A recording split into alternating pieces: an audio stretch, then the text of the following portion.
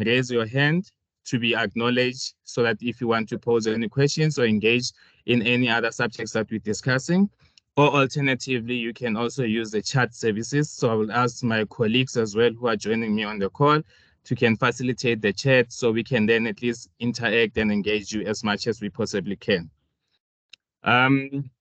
Just to maybe give perspective, I would just maybe firstly like to start with the welcome part of it to say that welcome to today's discussion, which is on cybersecurity challenges and solutions in the era of the 4IR. So the fourth industrial revolution, as we all know, is characterized by a fusion of technologies, blurring lines between the physical and the biological domains, and has by far undoubtedly brought numerous opportunities. However, with these advances, there's also challenges and risks that we have also realized that they come in a form of cybersecurity. So today's session, we're just trying to unpack them and engage intensely with them so we can then share knowledge based on some of the work that's been done by us as the C4IR and also by the cybersecurity cluster that is also within the CSIR. So we can then share insights and the know-how of the work and everything else that is there. So before I introduce my esteemed guests, I would maybe like to start with just to just lay the setting with the presentation that I've prepared. It's just a few couple of slides, just so that at least we can all of us just acquaint ourselves and be aware of where we are, how we are, and how we got to this particular session. So please bear with me with that. Immediately after this session, then I will jump over to my panelists to just ask them to each introduce themselves, introduce the kind of work that they do within the cluster, and then we can deep dive into the discussions for today. So once again, thank you all for coming through and you are welcome.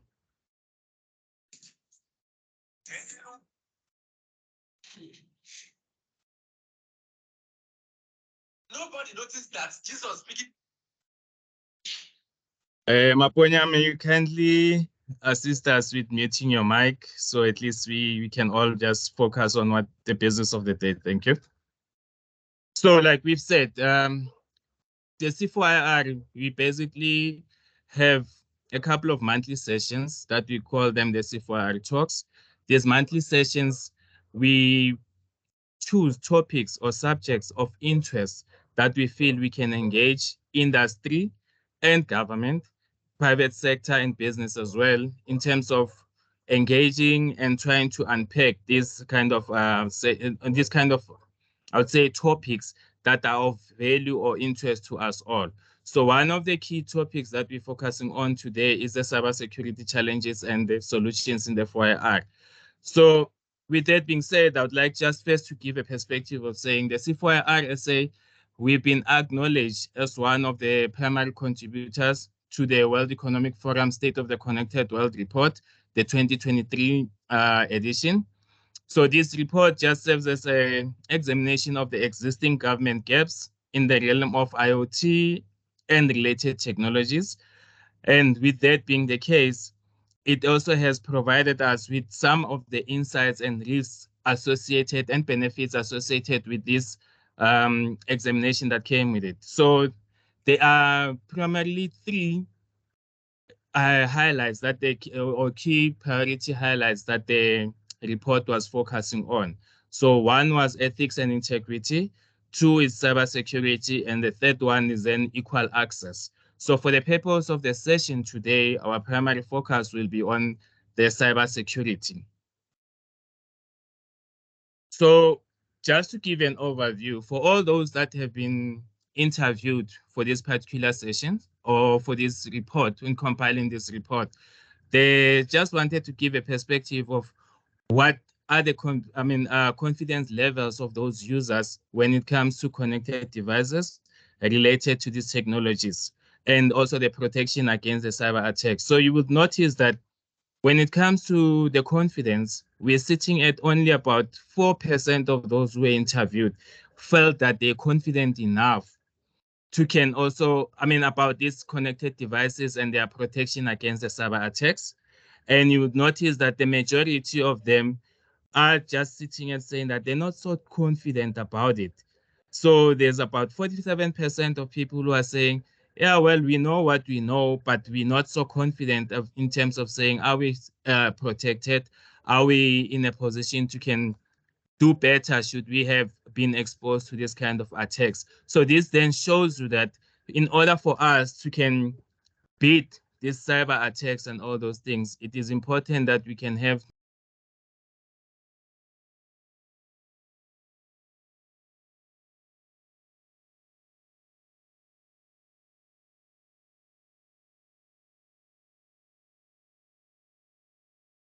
You are muted, sir. We can't hear you. I think someone just muted everyone.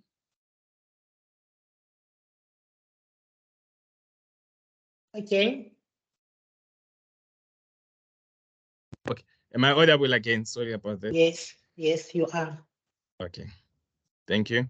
So some of the things that the report has also highlighted or brought into our understanding, it was to look into saying, so what are the implications of IoT, of cybersecurity implications for IoT. So you'd see that if we do not curb these cyber attacks, we stand a chance of facing financial losses. There's physical harm that comes with it. There's loss of productivity, and also there's reputational damages that is associated with that. So these are some of the insights that we could pick up from the report that I'm referring to. And then it also comes back to say that now what can we do or what can be done in order for us then to can minimize these kind of attacks or to can create a platform where users can also be able to can protect themselves against it. So one of the things that stood out was the user education and awareness, which is the reason why then we have a session like this today, so that we can then share the knowledge with the general public and all the experts we need, so that we can at least know what is happening, what needs to be done to can protect ourselves and all. The other one was looking into the unified IoT and related technologies.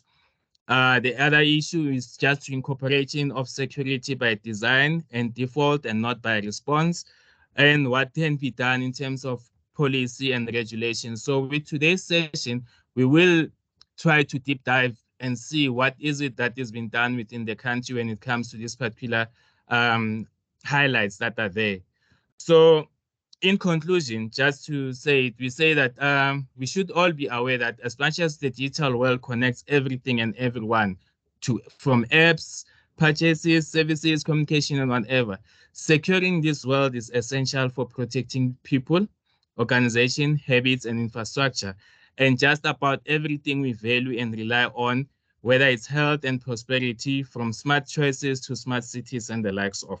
So without me really taking too much space or time for our esteemed panelists, I thought maybe this was just get us up to speed in terms of saying, why did we choose this session?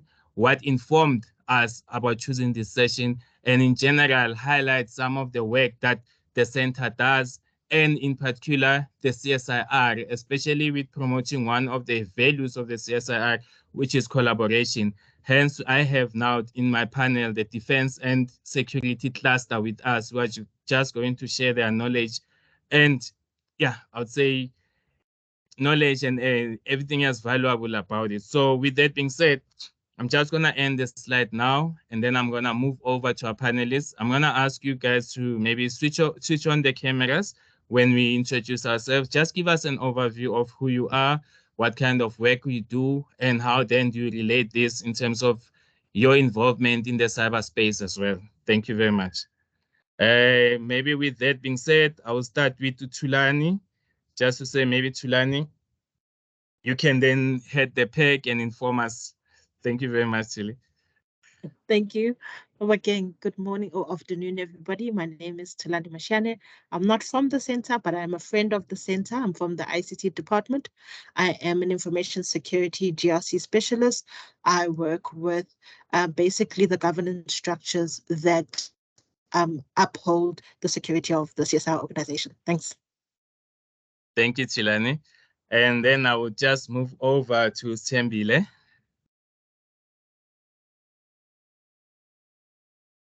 Good afternoon, everyone. My name is Tembile Changase.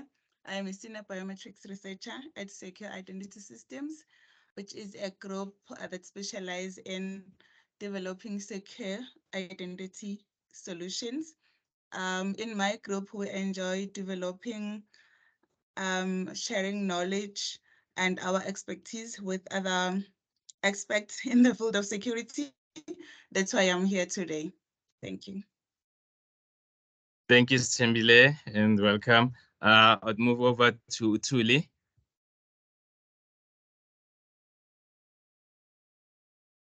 Good afternoon, everyone. My name is Tuli Mkwanazi, and I am from the Security and Defense Cluster. I'm a cybersecurity specialist there, and then we specialize in governance, trust, and privacy. So in my field of expertise, we mainly deal with governance, risk, and compliance. So that speaks to policy development, compliance with standards that are out there and frameworks. And yeah, that's just about it. Thank Thank you, you. Tuli. Thanks, Tuli, and yeah, welcome as well. May I then move over to Moyowa? Good afternoon, colleagues. My name is Moyowa. I am a research group leader looking after the data and security. I think the team focuses more on playing around with data, trying to see what sort of information we can glean from the data. And my area of expertise is around cybersecurity. And I focus more on incident response, so responding to cybersecurity incidents. The ones that you've probably heard in the news, we've probably been called today. I also assist with digital forensics. So if you think about forensics when the physical case, we just deal with that from a digital perspective. Very much. Thank you, Moira, and yeah, welcome. I think, colleagues, now that we've seen who our panelists are, and I guess you also then can acquaint yourself with the kind of knowledge that or expectations that we have most likely from them. Like we've said, we're gonna make this session, we're gonna try to make it as interactive as possibly can.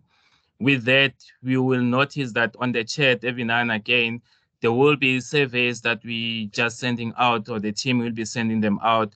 Please do take a minute or two just to respond to them. We're just trying to gather insights in terms of what we might then have to do to can improve the sessions moving forward. What kind of knowledge would the community would like to maybe share with us or would like to gain out of this? And yeah, please just take time to do that. Then we can also then provide feedback at the end of this session to say where we are, where have we been, what needs to be done, and how then do we improve moving forward. So kindly take note of those. So with that being said, I think then I will just pose a question to the colleagues.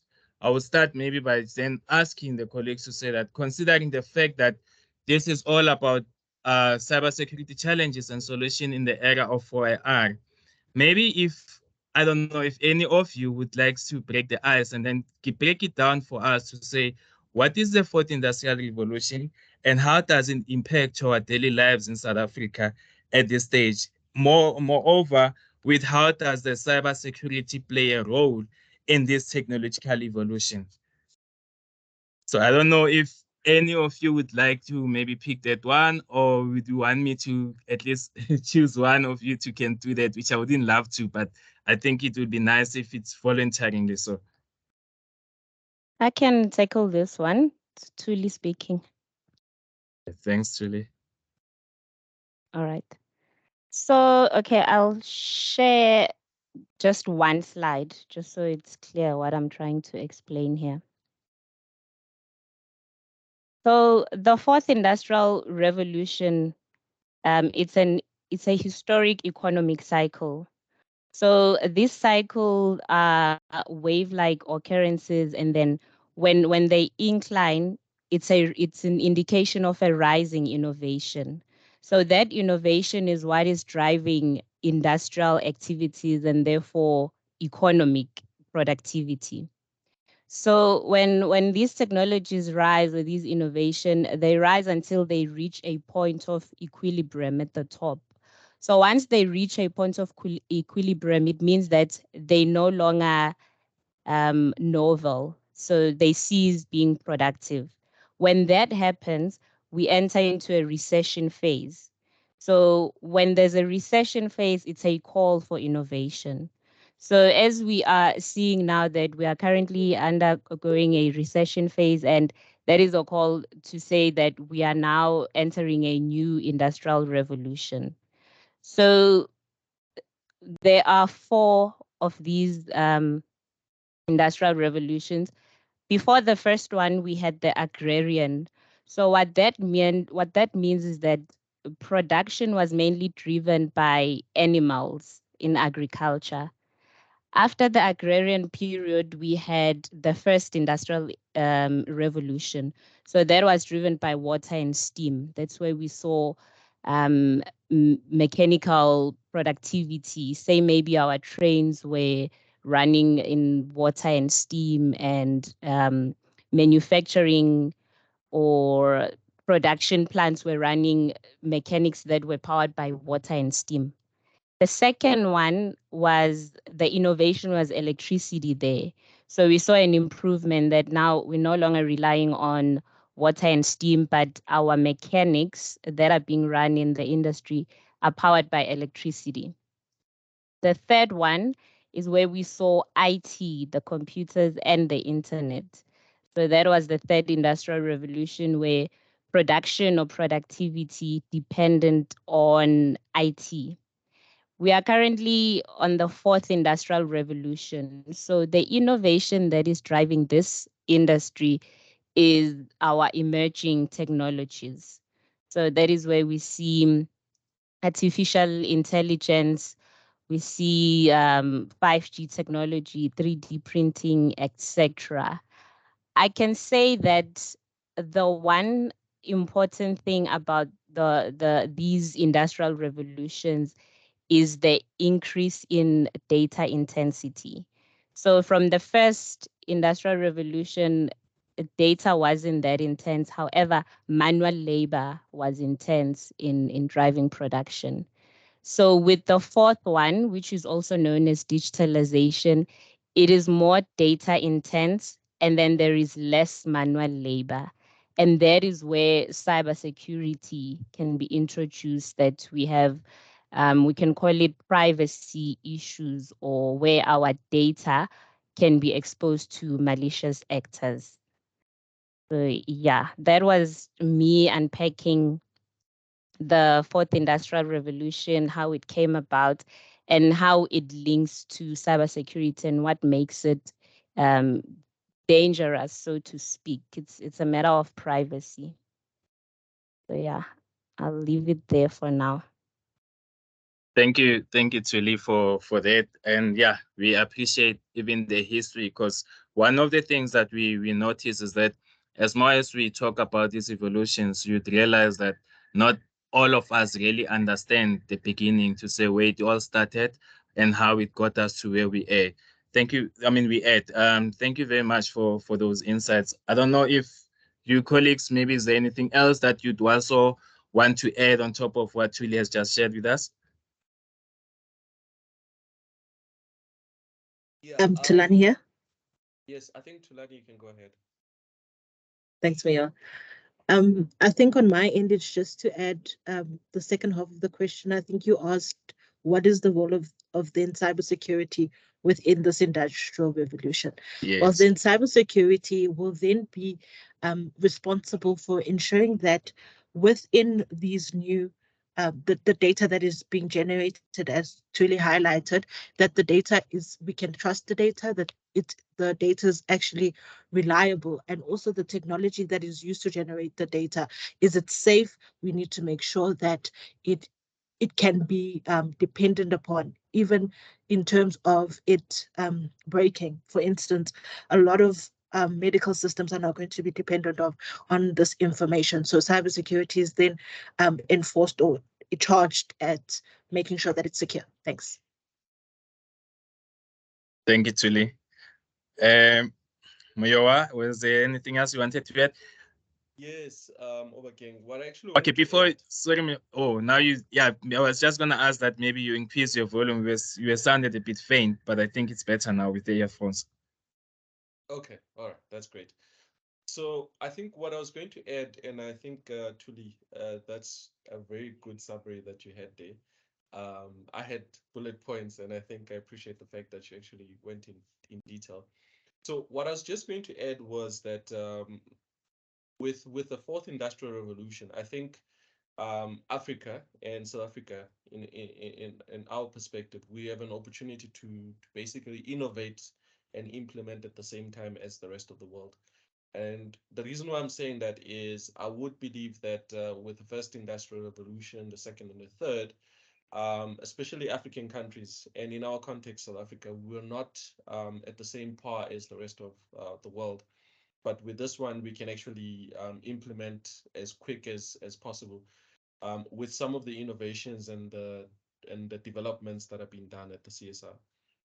And then lastly, I think with cybersecurity, just to add on to what Tulani mentioned there, I think the important thing is to ensure that there is no disruptions, that whatever we innovate or whatever we build towards ensuring that the 4IR improves the lives of people, it's that it should be without disruption. There shouldn't be any disconnection or some sort of cybersecurity threats towards that. Thank you. Noted. Thanks, Mioa. I think before maybe we even move away from this, we already have a question from Nzibane on the side. I don't know if you appreciate me to read it out or you'd want maybe to pose it yourself, Nzibane.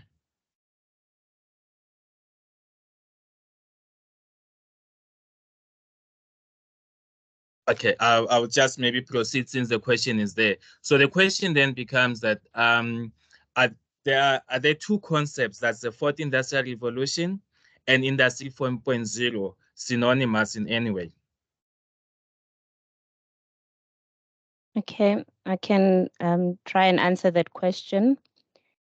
Yes, they are very similar, but what I can say about industry 4.0 is that it's the innovation that is running, say, maybe the manufacturing sector. It started in the manufacturing sector, and it was introduced by the German government to computerize their manufacturing industry.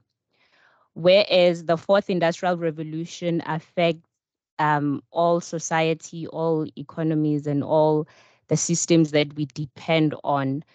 So the fourth industrial revolution is not only limited to the manufacturing sector, it literally changes how we live. It changes the world systems, how we interact, say maybe with our government, how we are doing things in our daily lives, and even the products that we are using as the end user. So you can see that currently with the fourth industrial revolution, say maybe the way we order food, for instance, or we book accommodation, it has changed. We now use Uber, we now use Airbnb, and I'm not by any means advertising these brands. But yeah, so it's that the industry 4.0 is limited to manufacturing, and then the fourth industrial revolution then translates to how that industry 4.0 changes our daily lives. Okay, no, noted, and thanks again for the clarity on that one, Julie. So, Sembile, just to bring you in, I just maybe pose the next one to you to say that the topic of digital identity is generating significant buzz in the country. Maybe could you just provide us with an explanation and insights on this matter as well? Okay, thanks, Obakeng. If I may just ask, just raise your hand or thumbs up if you agree that we all have digital identity. We all own digital identity. Thumbs up, hands up. Okay, that's good. So digital identity basically it's who we are online. If you've interacted with online applications, either on social media or maybe on the smartphone, it means you have created a digital identity and you have one or even more. So as we all know that the country, the government and the organizations crazy about digital identity because they want to make their lives easier and also they want to provide enough services to all of us. That's very good. We also do want to access services. For example, one of the motives behind digital identity is that for some of us, we don't have any way of us being identified except our names, especially for people who doesn't have or who've never registered themselves at the Department of Home Affairs. So it's not easy for them to be easily identified so that they can receive other public services. So digital identity, it's very good, but of course, the security is very important. The cyber, since we will be putting our information online, like everyone's information online. So security is very important. That is why cybersecurity and digital identity is a very important topic. So what I can share with you today also is that we in my group, we have quite a few projects that we're doing in digital identity and also in general on secure systems. For example, we've developed digital identity wallet, which is a system that generates digital identity, but in a secure way because it matters how you store your digital identity. If you're just gonna have your email address, your information stored anyhow, written, just published on social media, putting your face there, putting your address there, it matters. And also where you register your digital identity or where you use it. It's very important also to know how is it being stored.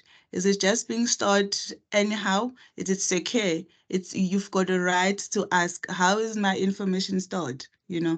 Because if it's not stored in a secure manner, and then that's where cyber attacks will come in and your information will be stolen and be used for other things. You'll find yourself, you're owning a car that you actually don't have. You're owning a house, you're owning a bank account that you actually don't have. So it's not nice when you have to deal with criminal or cyber crime that affects our digital identity. So in my group, we have developed the digital wallet that stores your digital identity in a decentralized database.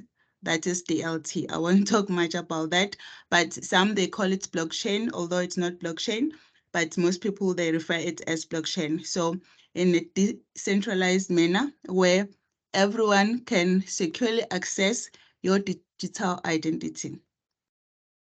Okay, for now, let me stop there. I'm not sure if I've covered everything, but yeah, there's so much to cover, especially in security, that has to do with digital identity.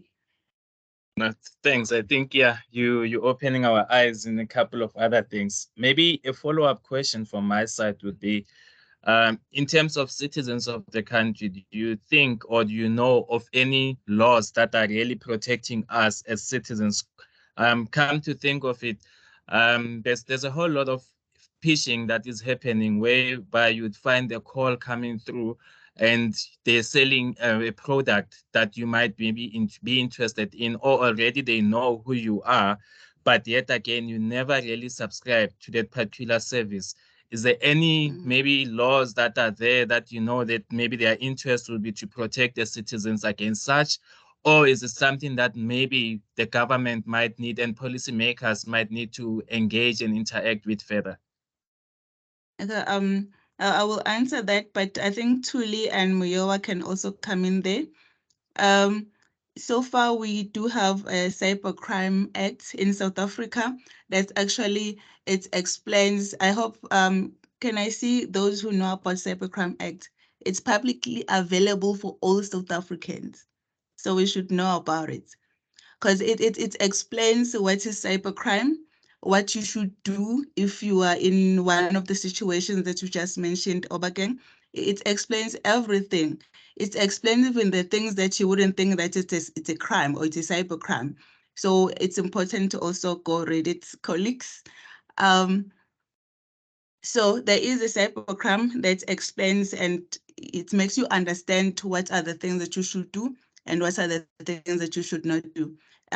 For example, I was once attempted online. I just opened a link and then it said, voila, you've won an iPhone 12. And then I was like, wow, that's nice. And then they said, you just only need to pay 15 Rand. Just put in your credit card information. You only need to pay 15 Rand. Your iPhone will be on the way. I was like, wow, an iPhone for 15 Rand. I quickly put in my credit card information. Within a minute, my 15 Rand was gone. And then I waited for the phone. The phone didn't come. A few weeks later, 200 Rand was gone from my account. I was like, what? Where's the phone? I couldn't even contact anyone. So I just contacted my bank and the bank said, you didn't protect your identity. You didn't protect your digital identity. You just exposed yourself. So what you can do is just to close your account, but you were supposed to protect your digital identity. So for things like that, we need to know that, because even if I had to go to the police station and report that, they will tell me that this is what is written in the law. You shouldn't also expose your digital identity. Yeah, I think that's what I can say. Tuli, you want to come in there, or Muyowa? Yes, I can come in and then Muyoa can come after me. Yeah, just to add on what Thembile was saying regarding the Cyber Crimes Act, it's fairly new, and I don't think a lot of people are familiar with it yet. But it's interesting to see some of the acts that we do, ignorantly, and we're not aware that if someone can actually go to the police station, it may be prosecutable. For instance, if you share other people's images on social media platforms like on WhatsApp.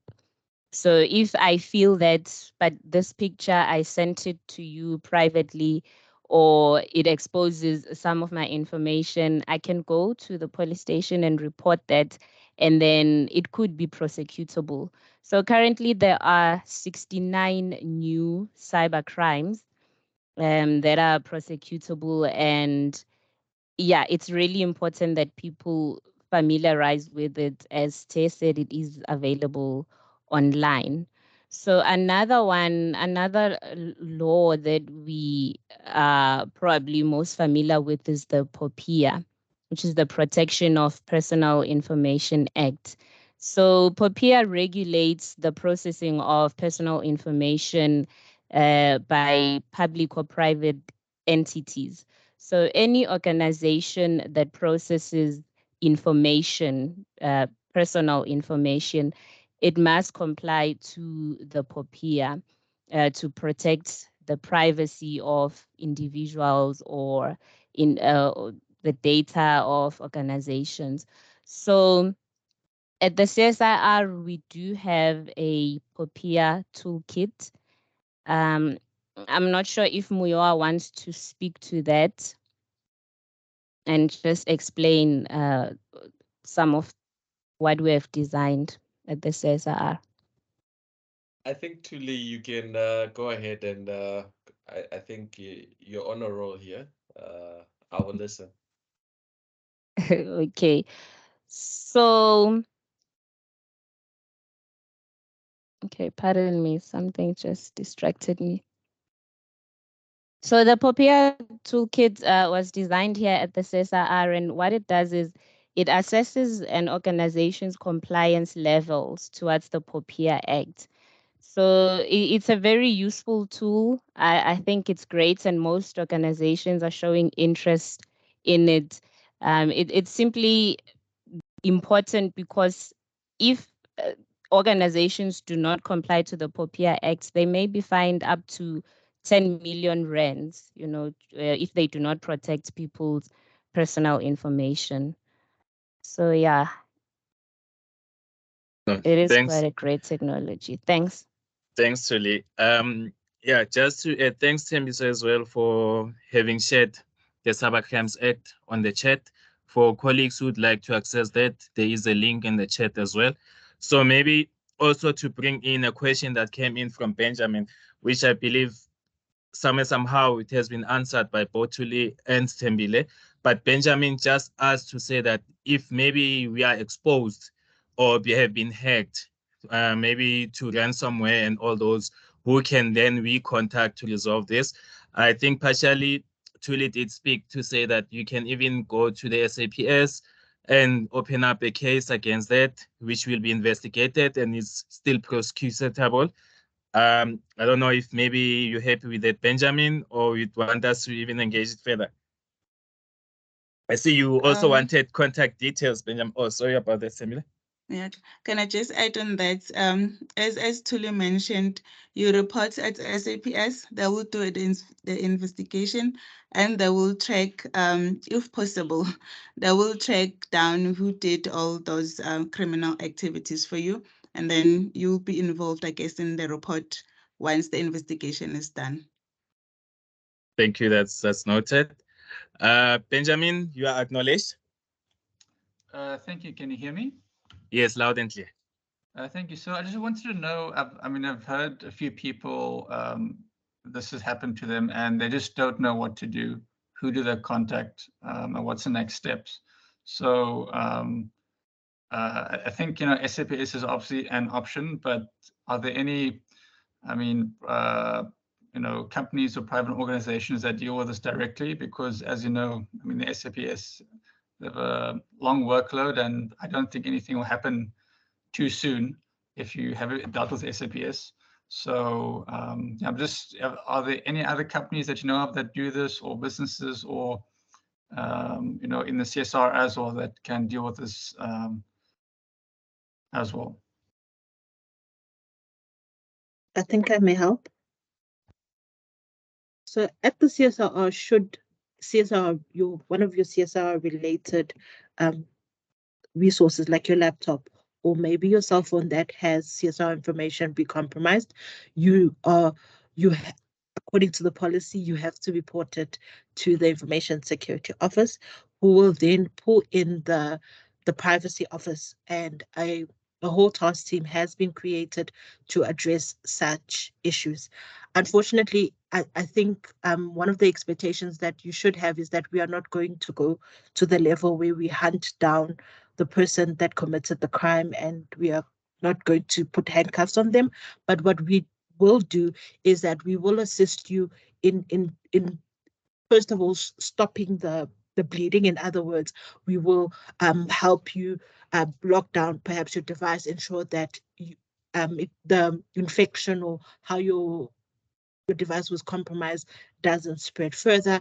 And then the Privacy Office and also the response team also deals with how to assess how much information or how much CSR information has gone out. And again, then they deal with then the steps and they have a process on how then to resolve the issue. I hope that answered your question a bit more. Are you happy with the response, Benjamin? Oh, sorry, Tuli. Yes, maybe just share the contact details, at the CSR, who to contact if this does happen, maybe on the chat. Okay, so you can, I'll in the chat, but just to verbalize it, you can definitely log a call within ICT, which is ict@csr.co.za, or you can directly contact the Information Security Office. It's infosec, csr.co.za. There's also a privacy office that you can contact, which I think is privacy.csr.co.za, at CSR, and I will definitely share all of those contacts on the chat. Thank you, Tulani. Zubeda, I see that you've also been quite active on our chat. Just want to alert the colleagues as well to say, please look out on the chat. Zubeda has been sharing some of the links that could also be addressing some of the questions that we've been posing. Please look at that and maybe try to access those. And while we edit, my colleague Angela has just shared a poll which I would also, we maybe would also appreciate, as indicated when we began, that we would want to draw some insights in terms of how the session goes, what kind of information are we sharing, what can we do to can improve, and the likes of. So please do take a minute or two as well, and then to go into that one. So with this, it looks like the issue of I'd say maybe like just common cybersecurity threats. It's very interesting or of interest to the colleagues and all. I'd like maybe to just open up to our panelists as well to say what other maybe or what are the most common cybersecurity threats that individuals within the country are facing in their personal lives. And maybe with the highlighting of those, can we also look into saying what is it that we can do or as individuals as well to try to protect ourselves against it? So maybe if I can send it back to the colleagues to say, what are the threats that you probably are aware of and that you'd like to share with us as well, and ways in which we can protect ourselves against them?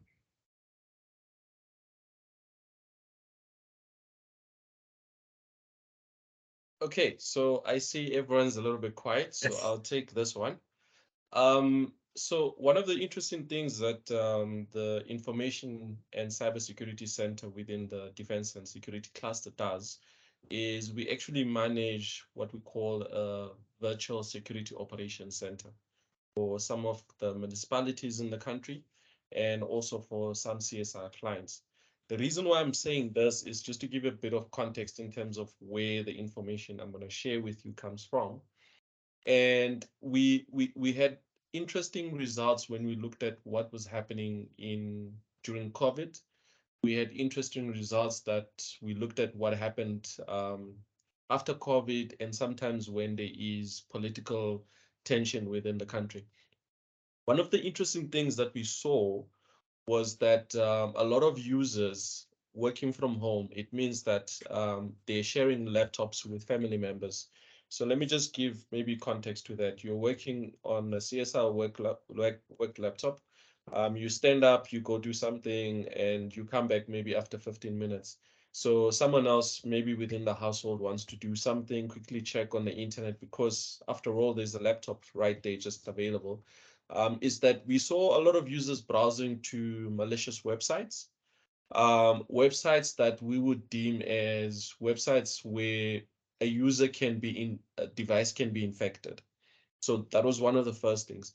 The second thing is that a lot of users were plugging in external hard drives and USB drives, hoping to watch movies from their laptops. And in some cases, those USBs were coming from machines that were already infected, and that infection was now coming onto a corporate device. Now, these were not CSR devices, but CSR clients. One of the other things that we also saw was when we looked at the email content. So we look at metadata on on emails, was that a lot of people were receiving information, let's say about COVID or about political tension in the country or about the latest trending stories in the country, where you would find there is either a PDF or a link. And in most cases, we found that that PDF or that attachment had some malware in it, or the link for more information on the story to some website was just redirecting them to a malicious website. And one of the last things that we also saw was that as people were working from home, and in most cases, people went back to where we all come from, because the interesting thing is we all work in Gauteng, but we're not from Gauteng.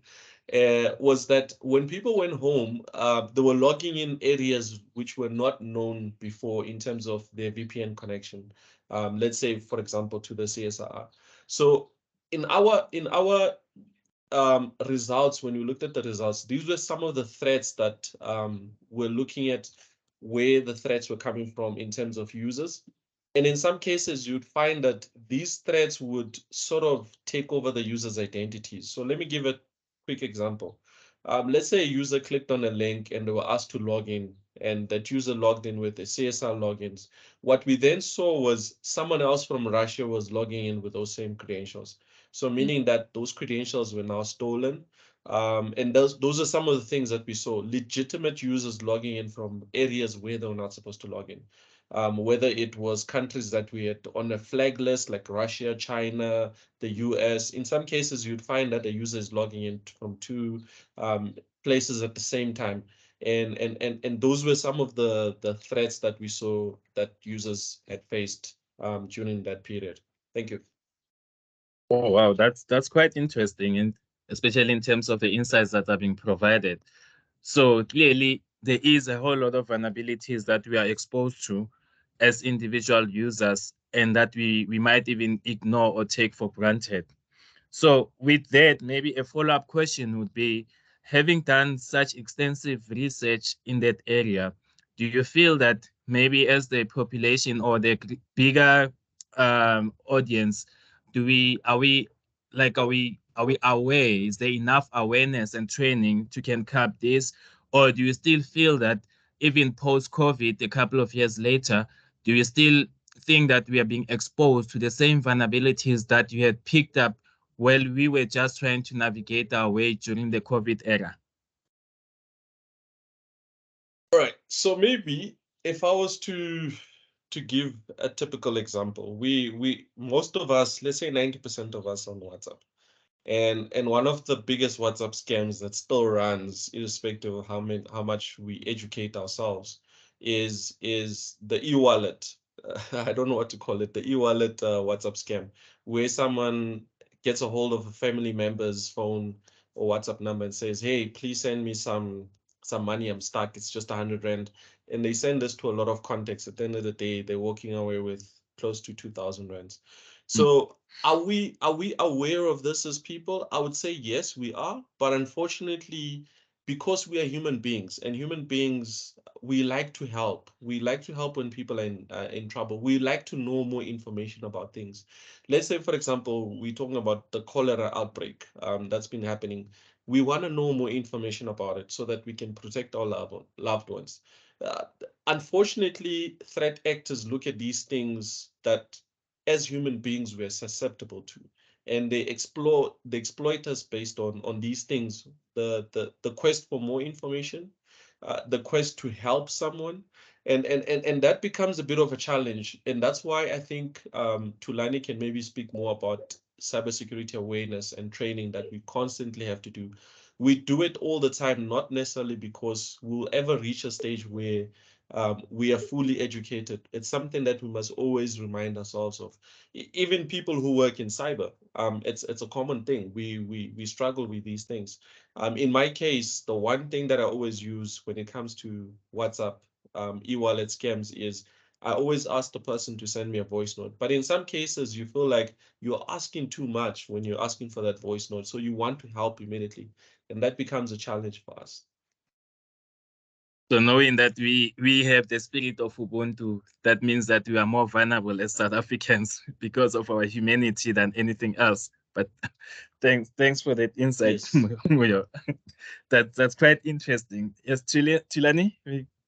I just wanted to add, with what Miowa said, is that a lot of cyber threats have, or let me say, are directed at people more than they are directed at a technology or a firewall or something like that. And as people, we are creatures of habit. We are predictable. As much as your mother told you you are unique, you're not. You follow a certain pattern. Malicious actors then learn these patterns, and then they use these patterns against us. They also use behaviors that are not that are normal, behaviors that shouldn't bring you harm. Those are the behaviors that they exploit to get you. So I'll give you an example. We're all professionals here, and we know that in order to expand our networks, we have to have a LinkedIn account. Not attacking LinkedIn, just using it as an example. We put all our credentials there, so people want to shine. People must see what we've achieved and so forth. So a malicious person says, "Thank you very much for all that information. I am then going to use this information against you or people you know." So this is what Miowa was highlighting, is that having a LinkedIn profile, absolutely nothing wrong, but you also need to view your actions with the eye of a malicious person. A malicious person just sees this and says, yo, thank you. Now that when I want to attack you, knowing that Mioa is interested in security, that is how I am going to approach him.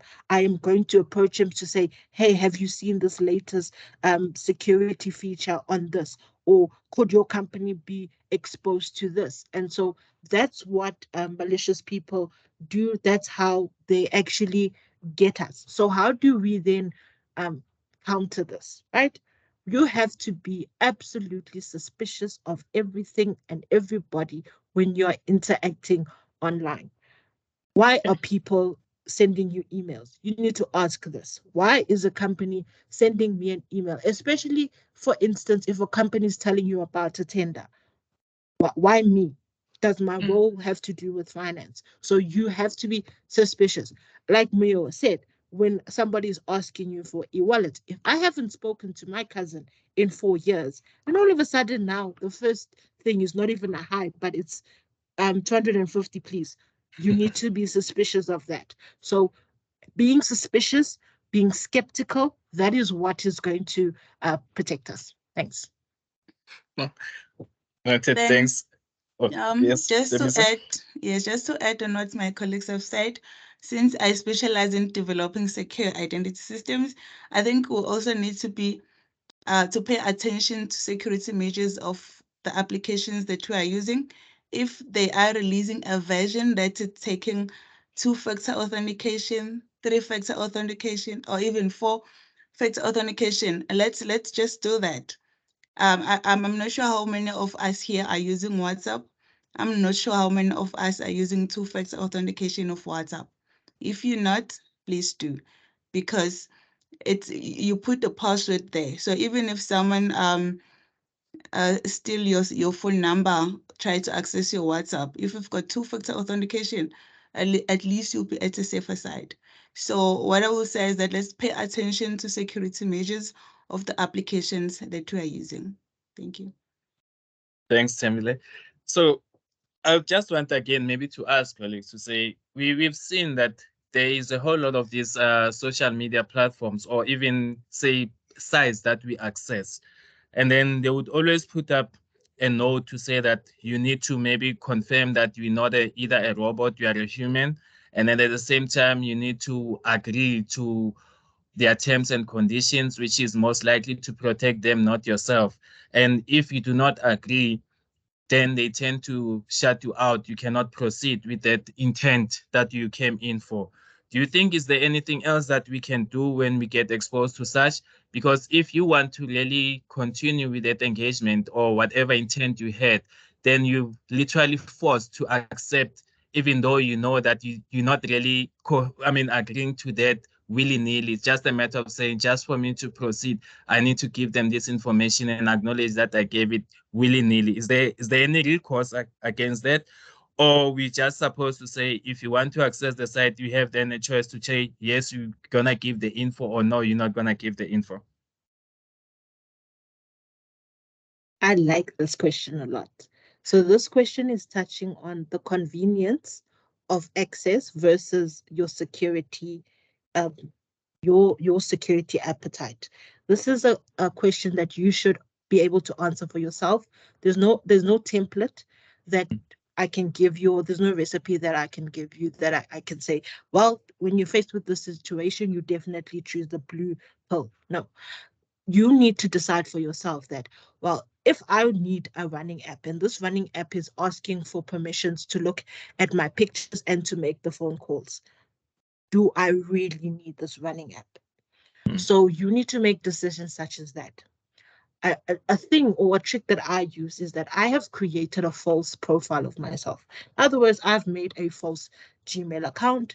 I've made a false identity, which I use to then access information where I don't feel comfortable giving my real information. So if you ever see Bob Mabena anywhere, that is me probably. That is my false persona online. And that's what I use when I want to go to places where I don't inherently trust the website. No, thanks for that, Tilani. Yeah, I guess some of us, we really victims of this, and probably there will be more Bob Mabenas that are coming so that we can then be protected. So, and again, colleagues, oh, sorry, Julie, I was just gonna say, colleagues, just to note, this is a conversation with all of us. And if there is like questions or maybe some comments you'd like to add, you're more than welcome just to raise your hand. We'll acknowledge you and we'll give you the platform. Thank you. Over to you then, Julie. All right. Yeah, I just wanted to add one detail that will relate to everything that my colleagues have spoken about. And that is regarding app permissions and these social media applications or any application that we download on our phone. First, it has been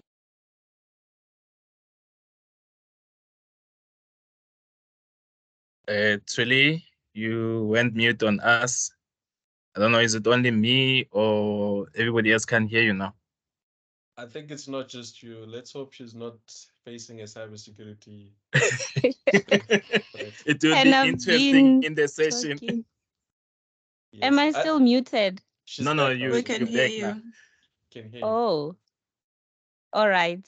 Yes, I wanted to say that regarding app downloads, we must be really careful. We must read the permissions carefully, as Tulani was saying, understand what information will they be collecting about us.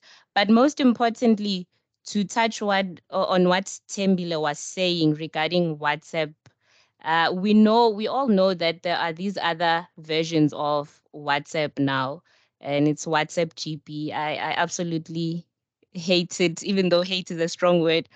But that app is not secure, and you do not download it in secure app stores, So I think we should be wary of downloading those applications that are not from a verified application store. Because if you download an app from a verified application store or Google Play Store, you know that there has been some security measures and it complies to some quality or security standards. So we should be very wary of where are we downloading our applications. Yeah, so that's what I wanted to add. Thanks for that, Julie. I think, we will take note of that. And Thabiseng, I can see your hand is up. You acknowledged.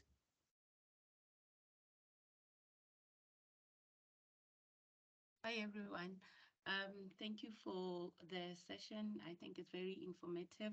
Actually, Tuli has covered most Sorry, of... Thabiseng. Yeah. Can you maybe raise up your volume or something? I think you're sounding very faint. Maybe me and other colleagues might struggle to hear you clearly. Is it? Can you hear me now?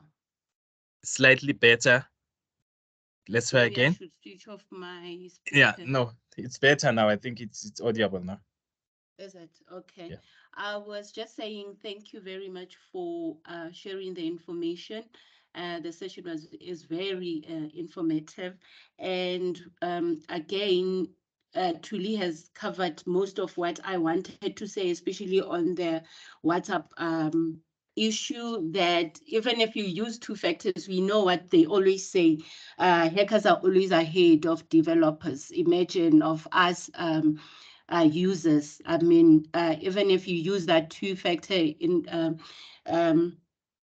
authentication, I mean, they can simply guess your password. Passwords are the most not trustworthy form of security that you can use, not unless, of course, you use your biometric fingerprint. And as well, we should be very vigilant of what we click on or we agree on, and what as well we share, the information we share. I think the best way is to minimize the information that we share online or we share with other people out of our comfort place. Thank you very much. Thank you, Thabiseng. Maybe again, let's just put this one. I mean, we know that COVID has really changed the way we do things. There wasn't a lot of us that used to shop online and do any banking services online. We're used to the brick and mortar kind of a setup. And that has really changed because of there was limitation in terms of movement, there was limitation in terms of accessibility and the likes of.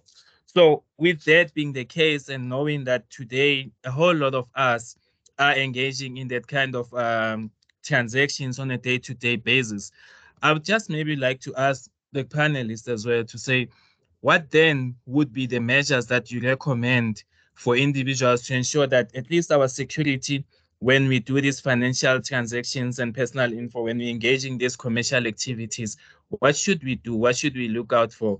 It's heartbreaking to learn that even today, a couple of years later, after this has been made available to us, we still find people who cry foul because of they've been either scammed or anything like that. Is there any maybe insights or trends that you might have been picked up and maybe been exposed to that you'd like to share with us? Can I go first in terms of what's happening at the CSIR? Yes, Chilan, you're welcome. So at the CSIR, we're definitely seeing that phishing has become a problem. In other words, a lot of people have realized that CSIR is a bank of knowledge. So what they are trying to do is A, first try to get to information, or B, use the credibility or the reputation that you've built for yourself as a CSIR professional against you. So what they would do, I think one of our colleagues spoke about somebody stealing your identity and then pretending they are you. So for instance, I know that Obakeng is well known. I know that Obakeng interacts well with both the CSR and outside organizations. So I know that he has the currency of trust. So that's what Obakeng has. And that's what I want. In order to trick people, I want to be Obakeng. And so that's why they'll go for Obakeng's identity and then use his currency to then influence other people to trust him. So at the CSR, guys, please, please, please, please. I know that as researchers, we need to get our names out there, but we really should give as little information about us as possible. Give as much information as needed and nothing further. For instance, yes, give out your email address, but please don't give out as well as your number, give out information that doesn't need to be out there. Yeah. Thanks. Anything else to add, maybe from the colleagues? Yes, I would add something. Regarding our online activities, yes, a lot of our online activities now have taken over things that we used to do physically. So I would say that, say for instance, you are shopping online, make sure that you are using a site that is reputable or where there are reviews and comments. For Instagram, say you are shopping for something on Instagram. I wanted to say, for instance, say you are shopping for something on Instagram, read the comments, read the reviews, because in many instances, they would advertise an online shop and you'd find that it's a scam. So usually when it's a scam, people do comment that I've tried this site and I was scammed. So that is a useful tip. And then also when we let us be very wary of using public Wi-Fi. Avoid using a public Wi-Fi when you are doing your banking or transactions that are going to expose that much sensitive information. And also stick to online shops that you are sure of, that you are aware that somebody has used before and there are reviews. Yes, thank you. Thanks, Truly. Maybe let's try to, in the meantime, just interact with the questions that are in the chat. I see there is one from Benjamin. Sorry, I'll move from last to next. And there's also a hand. Well, maybe while I navigate the questions on the chat, let's just give Ntombi Zodwa first an opportunity. I mean, let's give Millicent is the first one, and then followed by Ntombi Zodwa. Then we will interact with the questions on the chat. Over to you, Millicent. Good afternoon, colleagues. This is just to actually add on how to take precaution in terms of cyber safety. What I also realized is that we take for granted also with whom and where we share our contact details, cell numbers to be precise. I almost fell victim of being hacked from an inbox because they hacked a friend's profile and then they acted as though she was asking for my number all over again. So they almost like hacked my Facebook as well. So I think taking caution based on that is also very important. Noted. Thanks for sharing your experience, Millicent. We will take note of that and be cautious. I see the other hand is down, so maybe let me just go to the chats. So, King, I think yes, just quickly, I think the question around how do we stay secure when we're doing purchases online and things like that. I just wanted to just maybe make a quick comment on that. You see, when you do your banking on a website, on a computer website, there used to be that green padlock in the top left corner. Unfortunately, apps don't have that.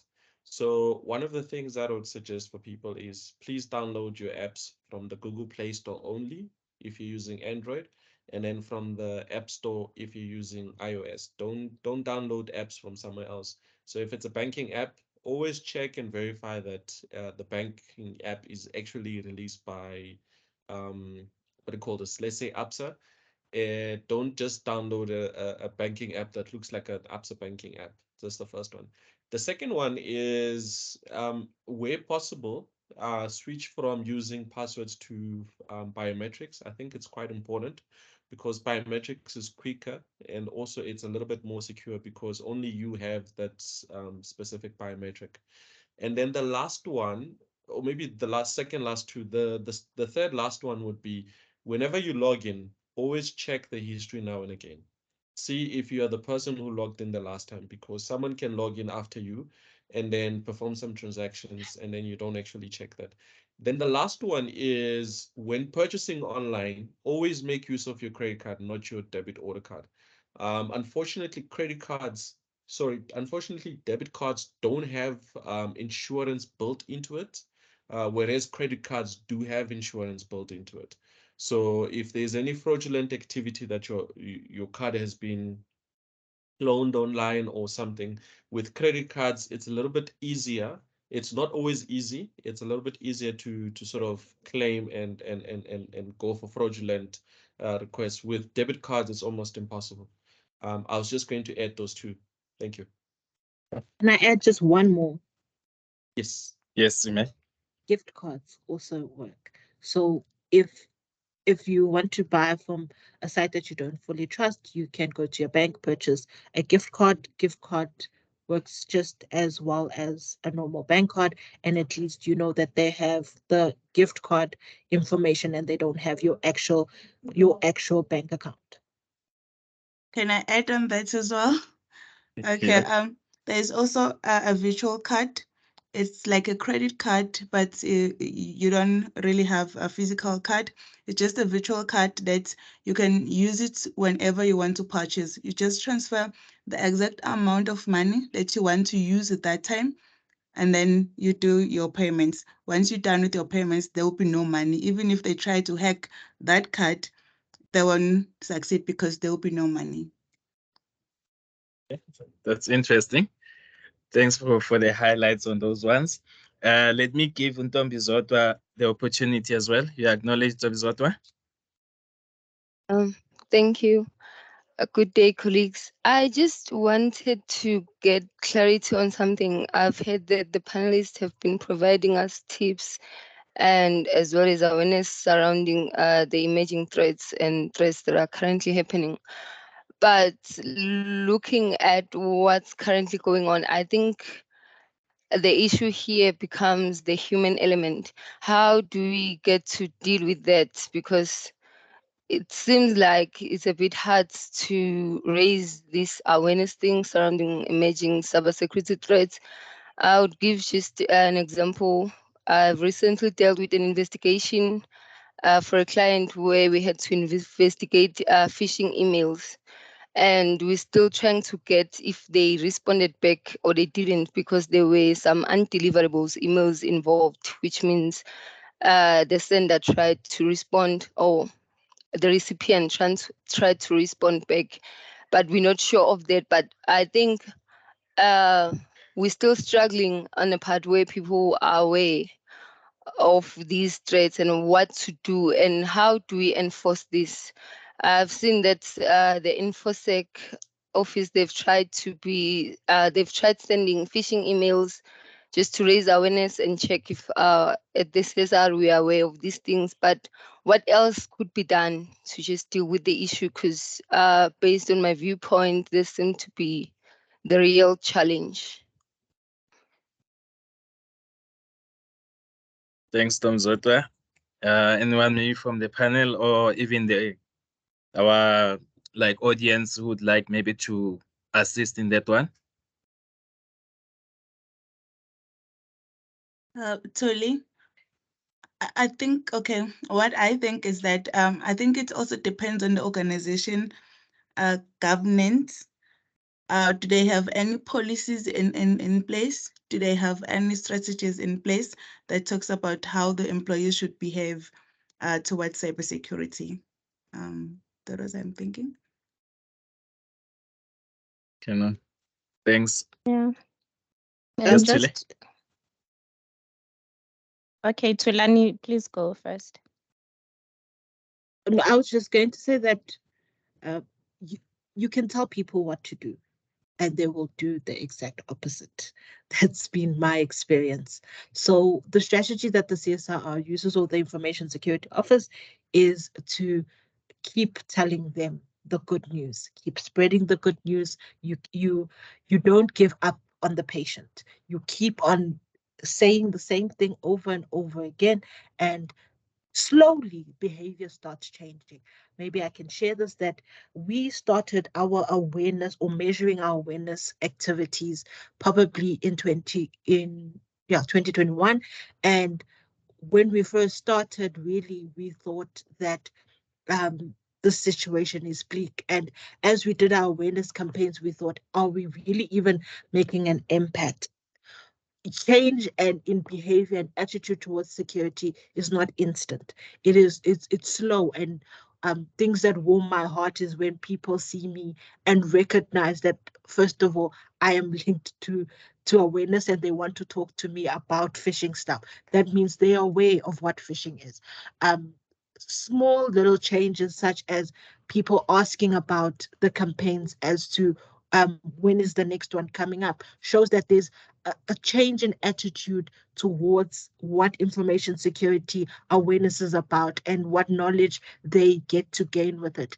Yes, there'll be some resistance because people don't like change.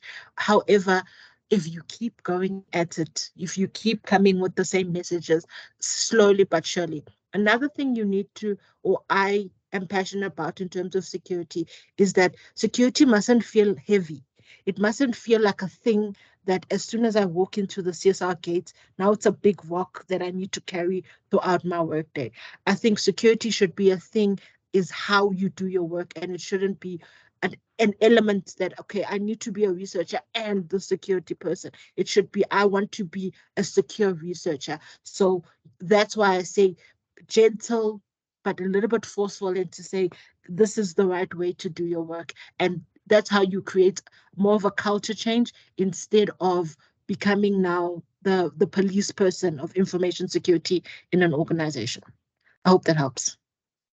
That's quite insightful. Thanks, Tulani. I'm noticing that we have like 10 minutes left out of this. So I thought maybe I would just pass it back to you guys and say, if there are people, because the community that we have here, it's not only of the CSIR, I would say colleagues, there's also colleagues who are outside who follow the work that the center does and the CSIR as well. So maybe just as a parting shot, if you had to just provide maybe your last words or closing remarks, and then also tell us, maybe inform us of some of the initiatives or engagements or even programs that the cluster does or is involved in, so that at least we can be aware of it and we can start following the work, so that, like we've said, there could never be enough learnings. I guess every now and again, as the hackers also advance in what they do, there's also more threats that are being created. There's also more opportunities for us to learn and to see how we can protect ourselves. Would you maybe, guys, in your parting shot, just give us the insights of the work that you do, some of the initiatives that we might need to follow, and also maybe contact details, if any. There's been a call to say that they would like maybe to make contact with you in some of the programs that they think they might add value to them. So how do they contact you? Who could they expect to, and how do they go about that?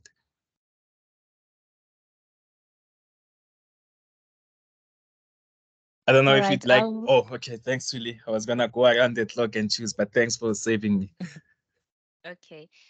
No, from my side, the closing comments, especially regarding what we were talking about in the last aspect of this uh, presentation or workshop, I would say, yes, there can never be enough learning. And until cybersecurity becomes a culture, I think we are still very far. And so what we are doing in the cluster is that we have designed a cybersecurity learning factory.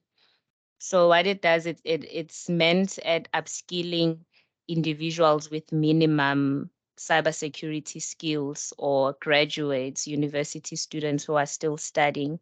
And it's such a great innovation, I can call it, because it allows those people with minimal skills to have a feel of working in the cybersecurity environment in a cost-effective way. So what it does is that it mimics the environment either through simulation or gamification. And you find these participants who partake when they start, you'd find that they really don't have any cybersecurity skills. However, once they take part in that learning factory, when you test them after having taken part in the learning factory, their performance have improved so much. And it's practical skills more than theoretical skills that they can apply readily in their field, or if they do want to pursue a career in cybersecurity. And then I will share emails for interested parties to contact, let's say, Dr. Jabu Mthweni. I'll share emails in the chat. Thank you. Julie. Stay.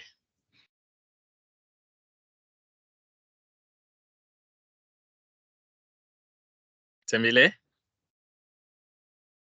Okay, maybe, well, Temile is still struggling with the unmute and mute. Let's hope it's not hacked as well. Tulani, maybe let's move over to you. Thank you. As a friend to the cluster, I think any one of the other contacts, for instance, Jabu will be able to reach me. My work is focused towards the CSIR, so I don't necessarily do projects outside of the organization. So if you want a friend to the show, I think that you can contact any one of my colleagues. That will be appreciated. Thanks, Tulani. Muyo? All right, so Obakeng, I think in my case, I think Tuli and Stembile and myself are both from the Information Cybersecurity Center under Dr. Jabu Mthweni, so that can be our contact. That can be your contact person. In terms of initiatives that we are doing is, I think in my research group we have what we call the Virtual Security Operations Center. So in a nutshell, let's say, for example, you have critical data that you want to monitor. Who has access to that information? And when are they accessing that information? If there's any cybersecurity threats against that critical information, let's say it's on a project, on a server or something, we can onboard you at a fee. Yes, at a fee in the virtual SOC, and we can actually monitor your environment for cybersecurity threats. So if you're interested, you can contact Dr. Jabu Mthweni, or you can contact myself. Thank you. Thank you, Maya. Stembile, we back at you. Yes, thank you for the opportunity. I also agree with my colleagues. We're all from the same center, and we are looking forward actually to such opportunities like this, where we can share our knowledge and share our technologies with everyone. Yeah. Thank you. Thank you, Sembile. Maybe just a last call to the audience. Is there maybe anyone who'd like to raise a voice and maybe have the last word or two? If you are, then the opportunity is now. Even if it's just maybe comments or regarding how you're feeling of the session, if there's anything good that came out of it, if there's any improvements or learnings. I guess we all believe that it's only human that we need to be learning continuously. It cannot be done once. And even if we might have had some flaws somewhere, somehow, through your interaction, then we can improve and make them better for the next sessions. If there is maybe any of you in the audience would love to do that, let me just give you the opportunity now. Okay, I'll just piggyback on Tidi's comment. That's the last one that came in. I think it says that great session. All thanks to you so much.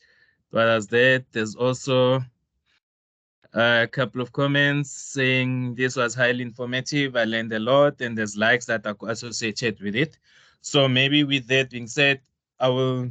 Okay, there's the last one coming in. Maybe let's see. Or there's also from Petunia. Says this was so informative. Thanks to the colleagues. Oh, I see they're coming in numbers now, but they are all noted and acknowledged. Mhlambe, oh, Ntomzodwa, let's give you the opportunity then, so we can then wrap up the session. Over to you. Oh, I'm sorry, that's a wrong hand. Oh, Clicked by mistake. no problem. I thought maybe Murphy wanted you to say something, but it's okay. Colleagues from the Center for the Fourth Industrial Revolution. Oh, okay. Ntsebane?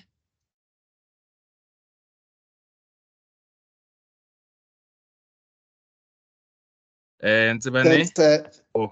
thanks for backing, and thanks the colleagues for coming to join us.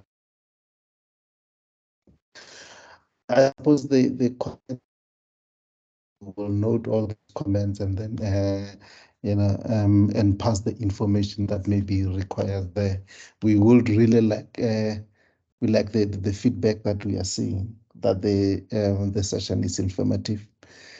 And perhaps maybe this is also an important call, that if you have one of the topics that you may want to engage in the broader scheme of things in the 4IR, you just can contact button just to say you would like to have a talk on a particular topic of interest, or you would like to hear someone talk about a particular topic, and then we can organize that particular speaker to come on board and talk about that particular topic.